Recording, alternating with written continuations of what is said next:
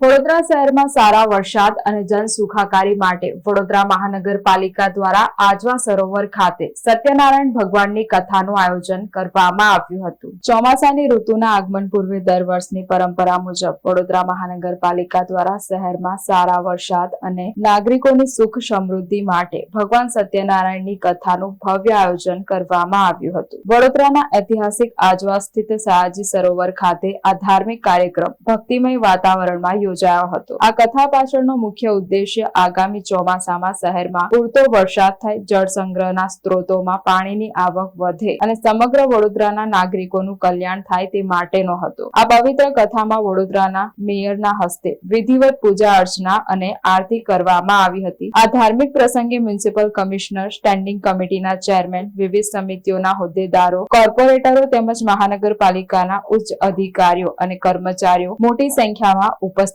રહ્યા હતા। કથા દરમિયાન ઉપસ્થિત તમામ મહાનુભાવો દ્વારા વડોદરા શહેરના સર્વાંગી વિકાસ, શ્રેષ્ઠ ચોમાસા અને જન કલ્યાણ માટે ભગવાન સત્યનારાયણના ચરણોમાં પ્રાર્થના કરવામાં આવી હતી।